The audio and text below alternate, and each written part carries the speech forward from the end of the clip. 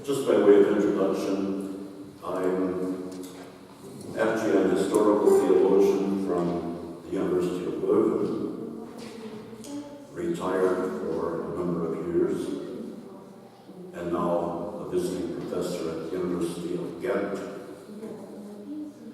I'm a Catholic theologian from the United States, but I've lived in Belgium for 35 years. My American family, of course, think that I'm totally Europeanized.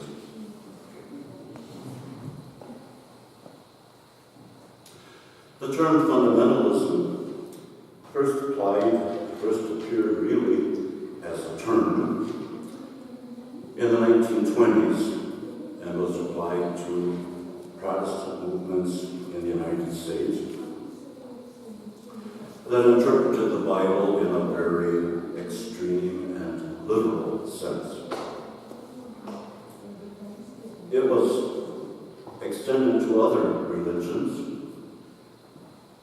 after around the time of the Iranian Revolution, 78 to 79.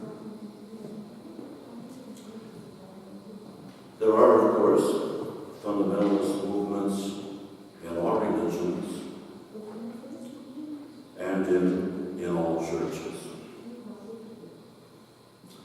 Some of my American bishop friends are not always happy when I talk about fundamentalism in the Catholic Church.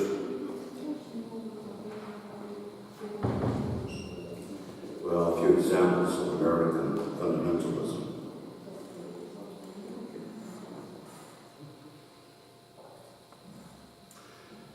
In general, fundamentalist movements arise when traditional societies are forced to face a kind of social disintegration of their way of life.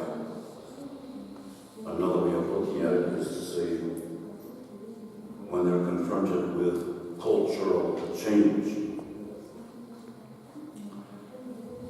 when they experience a loss of individual or group meaning.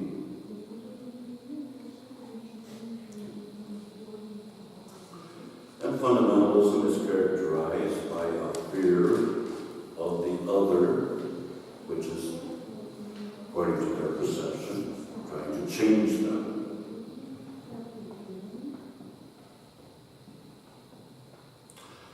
Uneasy about the changes around them,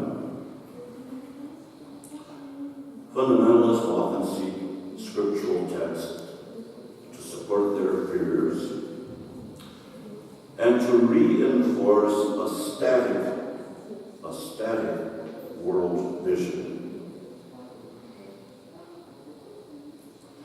I would say all fundamentalisms are rooted in a selective and literal use of sacred texts. Fundamentalists pull out a few texts, regardless of the scripture, to reinforce their viewpoint. Some Catholic fundamentalists, for example, may not pull things out of the scriptures, but pull things maybe out of an old church document. I was reprimanded 2 weeks ago by a young fundamentalist Catholic priest, an American, working in Belgium, because I was not explaining the sacrament of confirmation as it had been explained in the Council of Trent. And I said, we don't live under the Council of Trent anymore.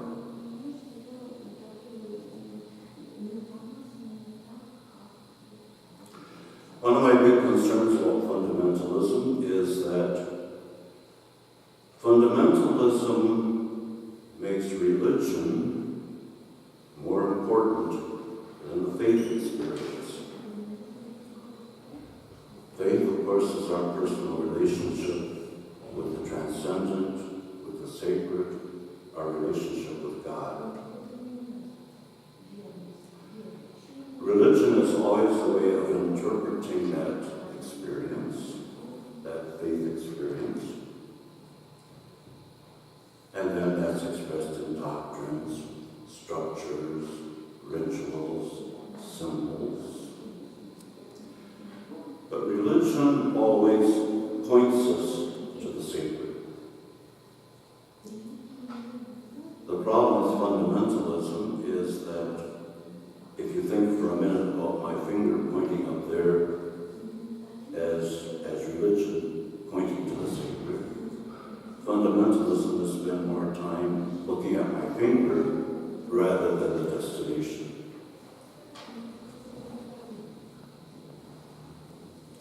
So I say healthy religion points us to the sacred. Unhealthy religion points to itself, becomes too preoccupied with the details of ritual, doctrinal statements, to such a degree that we get lost in the arguments about these details and we miss what the ultimate object is.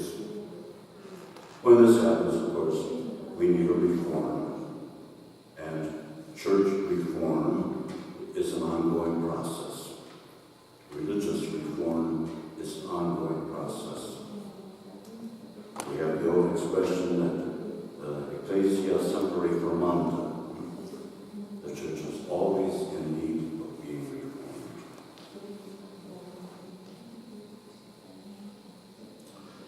Many of my American friends think that fundamentalism only applies to Islamic fundamentalism. And one of the things I always have to do, and I maybe stress the opposite of it, is to indicate that Islamic fundamentalism is just one kind of fundamentalism, but there's Christian fundamentalism, Jewish fundamentalism, etc.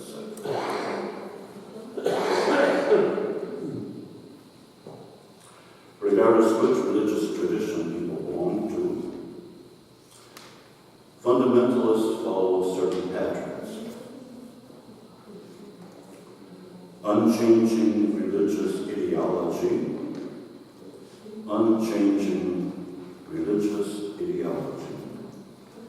becomes the basis for personal and communal identity.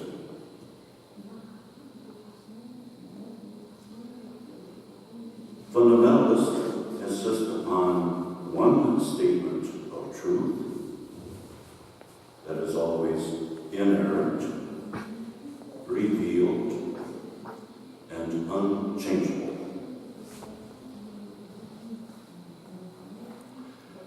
Fundamentalists see themselves involved in a cosmic struggle between good and evil.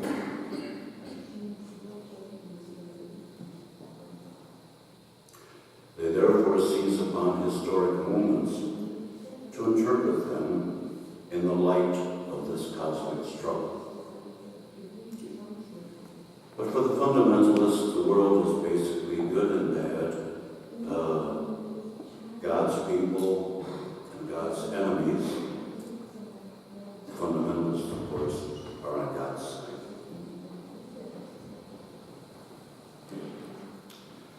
In fact, fundamentalists demonize their opposition. And if you demonize your opposition, if you say that the others are all devils, then it's easy to justify all kinds of inhumane behavior against them. So fundamentalists make a selective use of religious tradition. They're often led by males, and they despise modern culture. Modern culture belongs to the bad people, the bad side. I would say fundamentalism is fundamentally flawed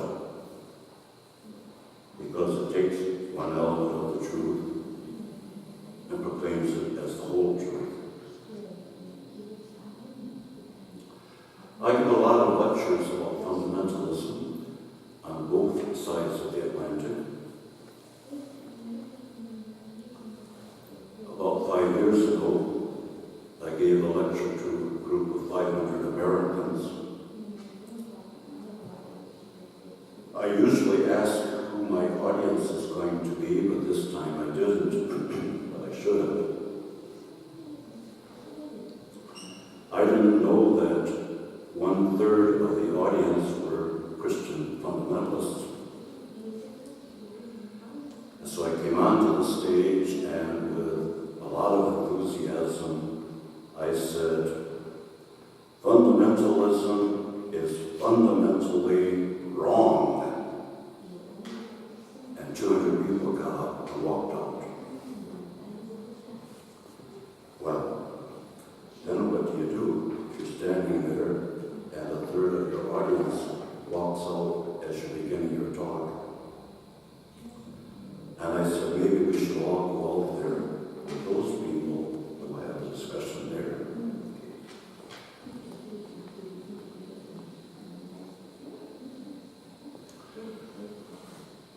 They take one part of the truth and see it as the whole truth. That's a good definition of heresy, by the way. Heretics take one element of the truth and see it as the whole truth.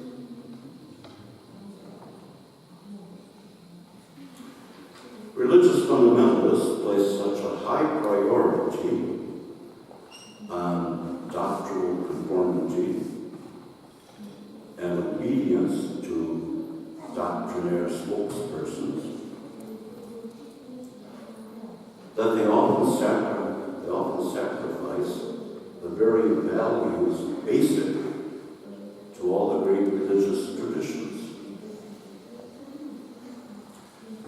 They sacrifice love, compassion, forgiveness, tolerance, and caring.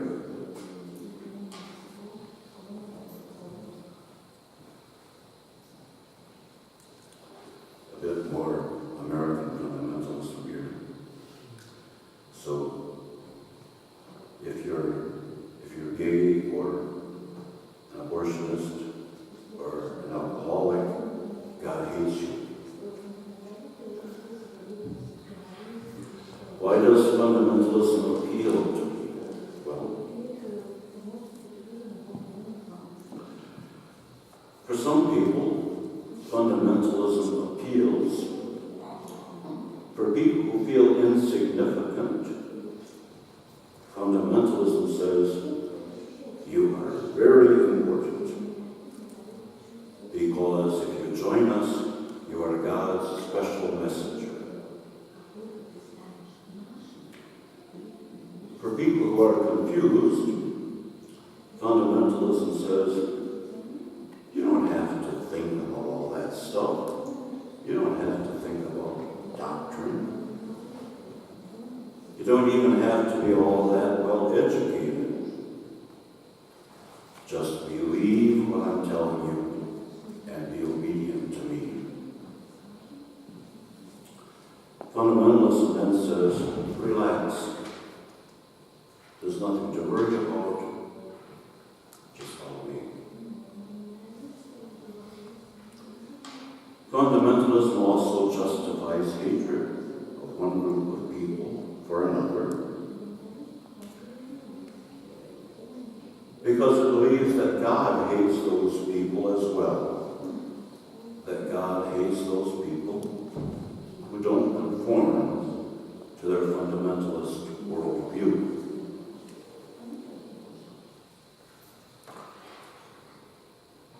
Fundamentalists excuse people from honest self-examination and justifies their prejudices, zealotry, intolerance, and hatefulness.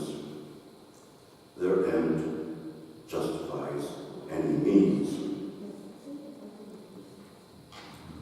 There you see a couple of historic fundamentalists. The one on the left is the former U.S. president.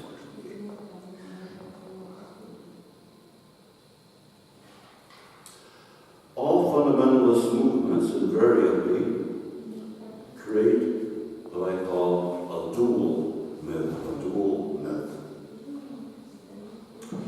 first of all, they say once upon a time there was a golden age when everything was perfect. And if you join us, we will work toward a new utopian age when everything will be perfect again.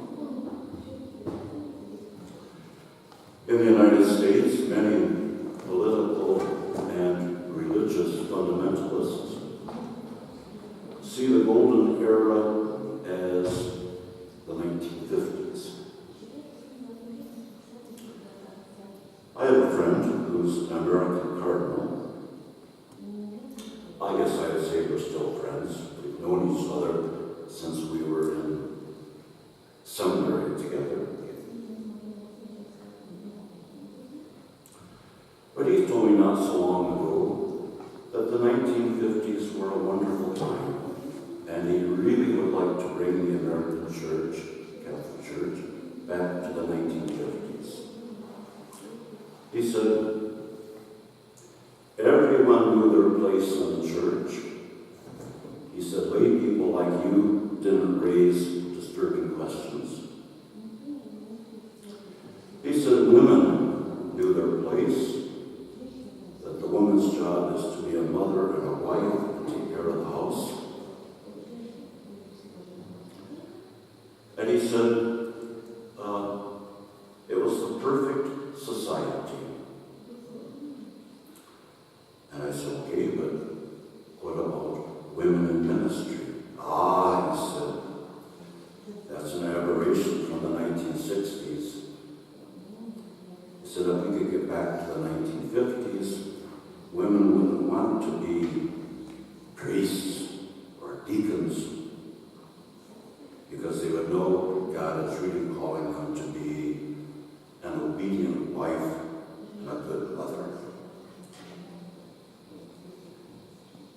Well, if you live in a mythological time, or if your concern is about a mythological time, then you don't have to live in the present.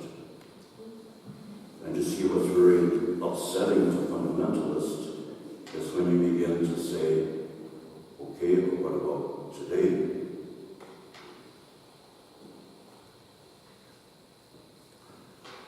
Fundamentalist groups really have a dysfunctional relationship with the rest of the world. Working to heal this kind of dysfunctional relationship is a lot of work. And it can be a very long process. So what do we do about fundamentalists and fundamentalism and fundamentalism? Well, I guess you can shoot them, or you can bomb them, but I don't think that's really the solution. Because killing fundamentalists simply creates more fundamentalists. I think we do need to be firm against inhumane activities done by fundamentalists. But we need to do something more. First of all, I think we need patient and respectful dialogue. And I have to tell you that, yes, probably for almost 40 years I've been dialoguing and talking with people who are fundamentalists, lots of other people as well. I think we need in our patient and respectful dialogue. I think we need to acknowledge that no one, no group has all the truth. We are all on the road to truth. And it's through dialogue and respect for the other and learning other traditions that we come to a greater appreciation of the truth.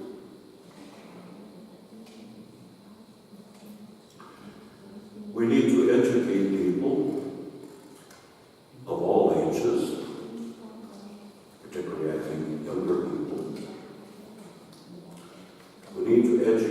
about their own faith tradition.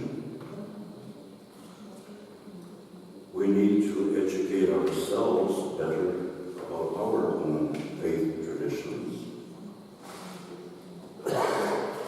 And then we can move on to better understand the traditions of the other.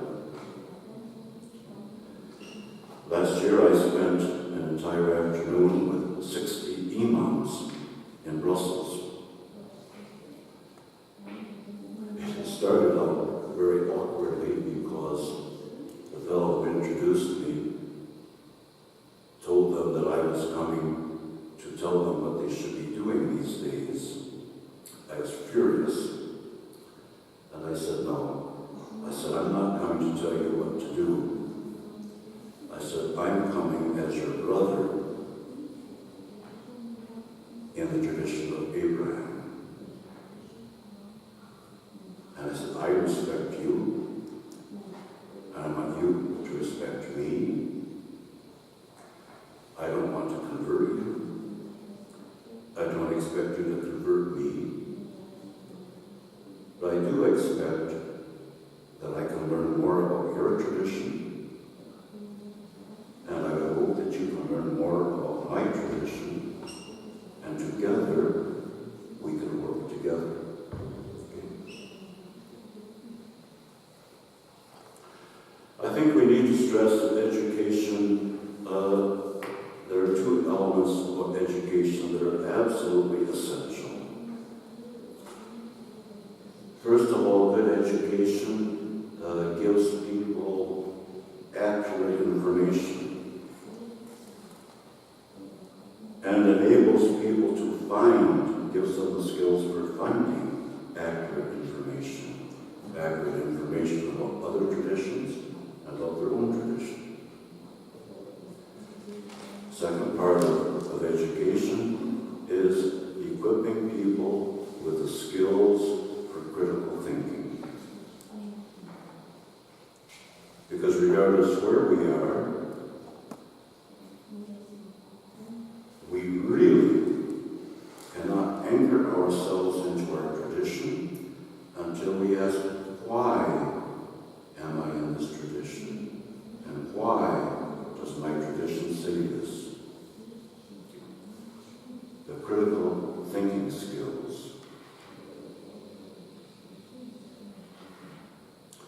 Yes, asking critical questions, thinking critically, opens the door to new insights, but not everybody wants to do that. I reworked the Soul cartoon a bit. Actually, it's a cartoon about the American Tea Party movement.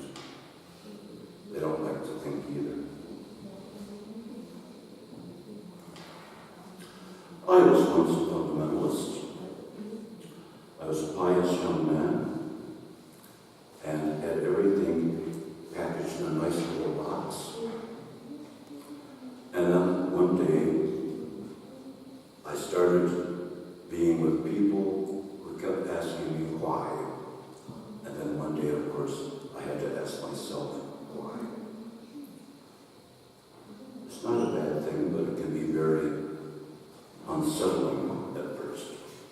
Thank you very much. These are my quick observations about fundamentalism.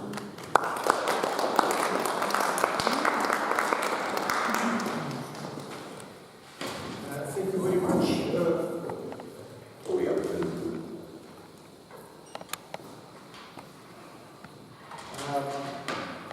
have two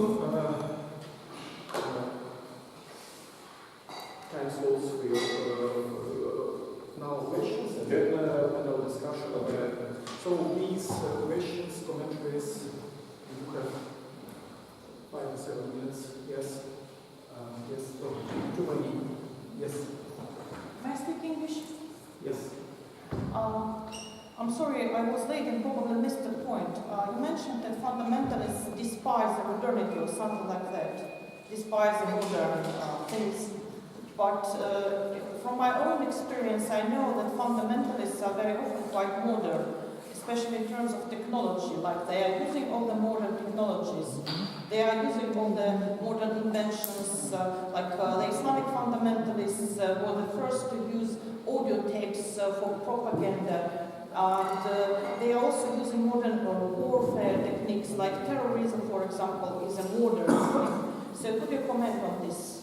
Thank you. Okay. Yes, I think fundamentalists can use modern technology, of course, but their basic world perspective, whether it's a world perspective or religious perspective, I would say is still a very static, unchanging one. And if they're using modern technology, they're doing that to propagate this, what I would still call a very narrow worldview.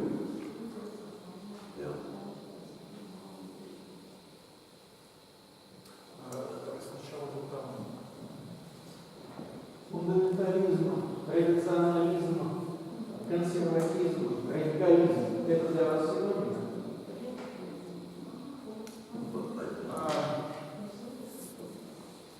Слышали, нет? Может, повторить?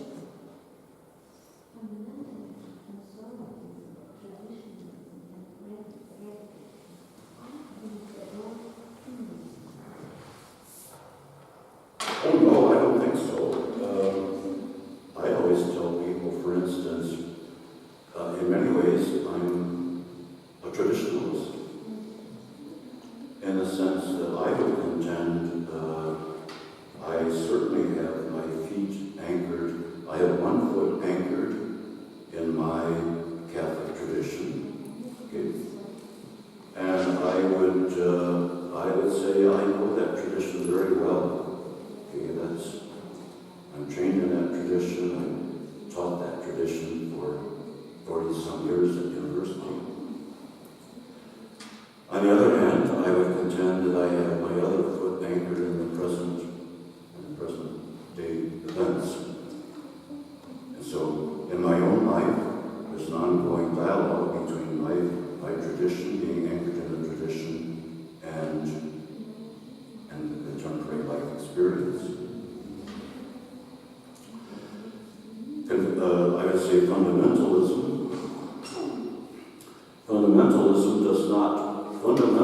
can be anchored in the tradition, but I would contend that fundamentalists make a selective use of that tradition.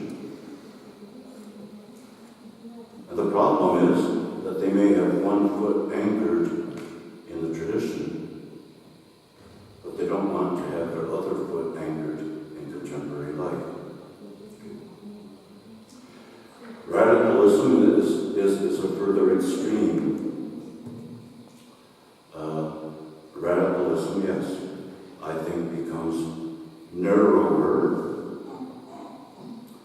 more violent, so that the radical fundamentalist has arrived at the point that he or she is convinced the only way to implement their fundamentalist vision is through violent means. So no, I would make a distinction in all three words, but the big thing I would say is, yes, I think to some extent we all have to be traditionalists if we value our religious tradition. But to me, being a traditionalist simply means you understand your tradition. Okay?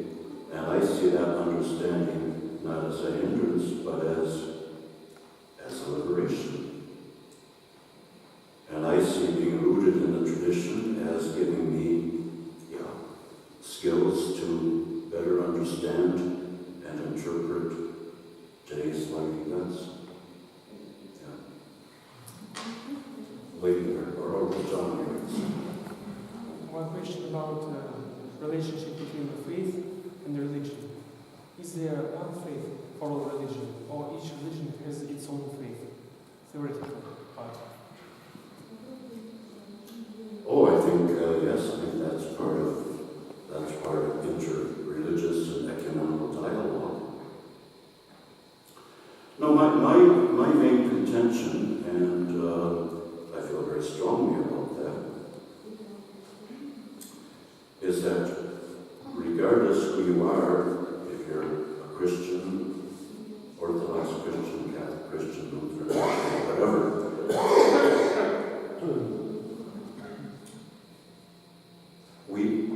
you have a primary faith experience. Okay? The experience of an encounter with God, an encounter with Jesus Christ. And how do you express that?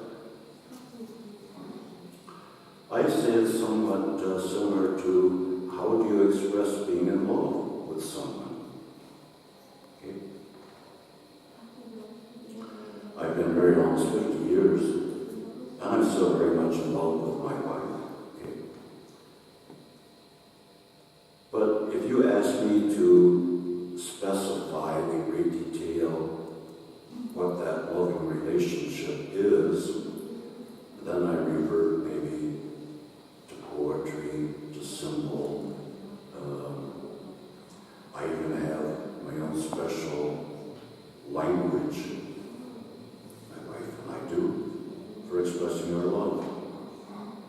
I call her honey bunch, okay, which really sounds, many people laugh at that in a way, but that's the point I'm making is, you have a deep, real, genuine relationship with God. Religion gives us the tools to put that, express that relationship, to interpret it, to explain it, to talk about it in terms of symbol, ritual, doctrines. I mean, these things I would say are absolutely essential. So I'm not anti-religion at all. But the problem arises when people start spending more time with the details about religion, and they risk the danger of losing sight with the faith relationship. I know a young Catholic priest, studied in Belgium for a while and went back to the United States. He's a fine young man, he's a nice young man, but he spends all his time playing with his religious vestments and wearing old-fashioned Roman Catholic clothing. He reads books written in the 1940s and 1950s, sees them, only those things, as expressive of Catholic theology. Well, okay, my point is that this young fellow, and I've told him that, and we have a dialogue going on back and forth. But I told him, I said, sometimes I fear that you are hopelessly lost in all these old things. And I would like to have you spend more time on your relationship. Okay, that was 2 years ago. So I told him what he should do is go on a pilgrimage to Compostela. He spent the whole summer going on the pilgrimage. He came back, he was a very different young man. And I said, what happened on the road to Compostela? I remember he's a young priest, Catholic priest. Said halfway to Compostela, I met this cute young lady and I fell in love. And he said, so 3/4 of the way to Compostela, I thought maybe I should leave the priesthood and get married. And then he said, a few days later, I was totally by myself, totally alone, and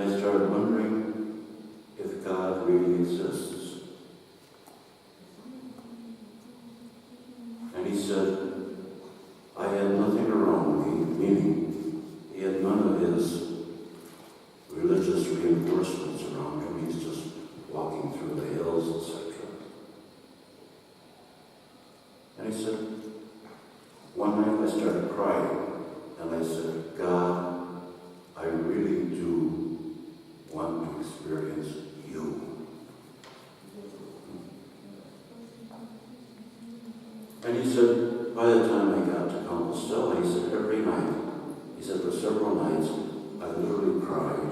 I said, God, I really want to experience you. He said, by the time I got to Compostela, I realized that God was right next to me all the time. And he said, I also realized it was a good thing for me to be a priest. And he said, I think I probably will not get married. Okay? That's neither here nor there. My point is, this young fellow got to the fundamental faith experience. Okay?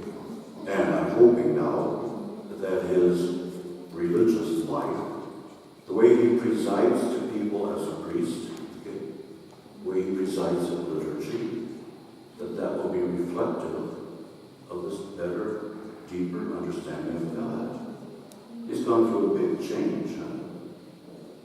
Before he went to Compostela, when he celebrated Eucharist for people, he faced the back wall, turned his back to the people, because he wanted to look at God, and people were a distraction.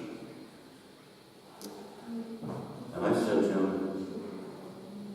but when I read the scriptures, this is my last comment, when I read the scriptures,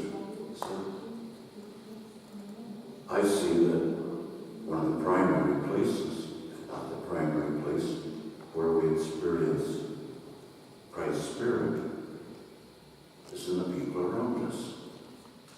So why turn your back on them? Well, anyway.